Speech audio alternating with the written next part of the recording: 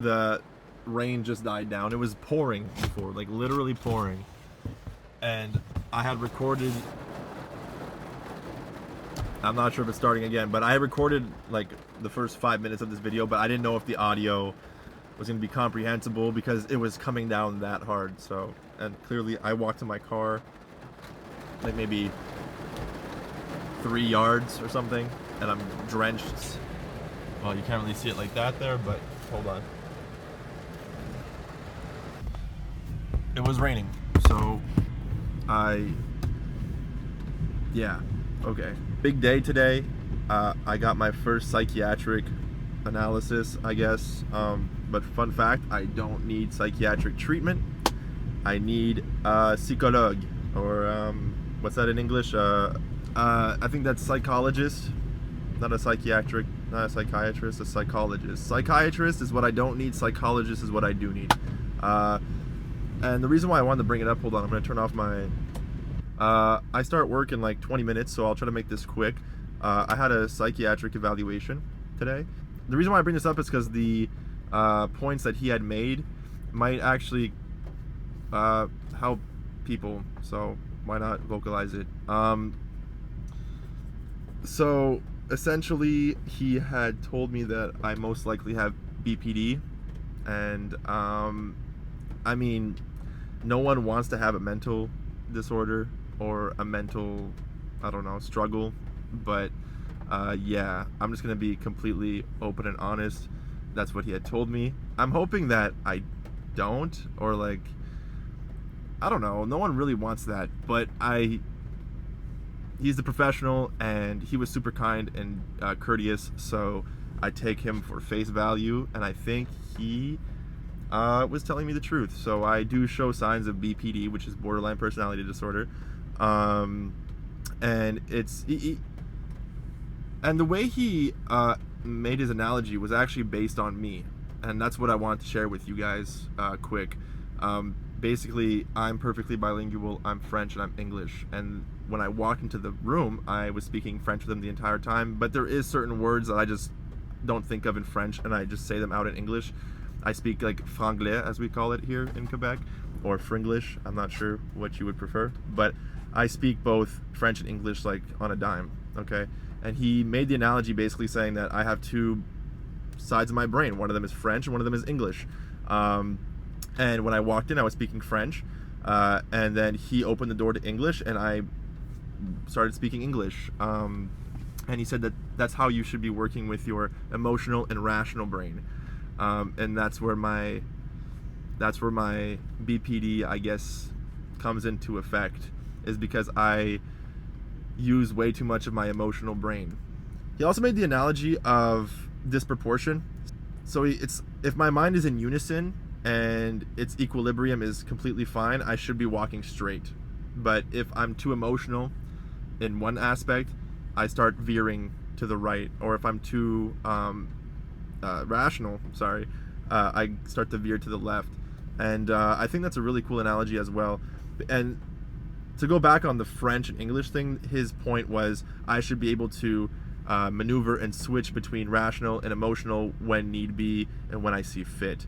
And my problem is that I consistently stay in the emotional headspace, or not consistently, but I'm in the emotional headspace when I should be thinking about things rationally.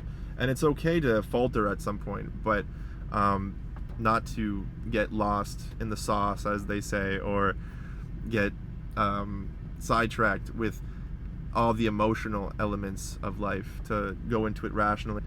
He made another analogy with finance, because he saw that I was studying finance. So basically, he had mentioned that if I'm in the financial field and I'm thinking too emotionally, I'm bound to make errors, lapses in my judgment, and potentially lose money.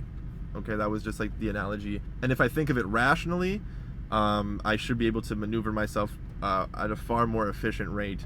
And I think that's a great analogy, and I just wanted to share it with you guys. So full credit to him. Great guy, super nice. It's kind of cool because he was really able to pinpoint exactly what I needed to hear. But also, I broke my pinky, so this is not mold, this is just like dried blood in case people were wondering if I had my fingernails painted or something. No, it's just I slammed my finger in the trunk of my car. Anyway, I'm getting off topic. Yeah, so I just wanted to talk about that and talk about the rational and emotional sides of one's psyche. And I think it's super interesting that people as myself sometimes get too caught up in a rational ideology or a emotional ideology, and we tend to run with it. And for me personally, like, I tend to get emotional and run with it, and I have to stop doing that. And he's completely right. Like, when I'm in an emotional state, I can be emotional, I can be like upset, but it's always smart to stop, meditate, and think of the rational outcome, or the rational technique that I should be using, instead of just being emotional and feeling extreme loss, or like there's a pit in my soul. Like, I don't mean to be super poetic here, but I do feel like at times there's a pit in my fucking soul. Like, I've just lost like the entirety of my world, and that's an issue, obviously, which is why I'm seeking guidance and help. But yeah, so now I have to schedule an appointment or be on a rendezvous list for a psychologue, I keep fucking this up. Not psychiatrist, a psychotherapist. I keep getting I keep getting confused. I need psychological help, not psychiatric help. So I'm going to put myself on the waiting list for therapy sessions.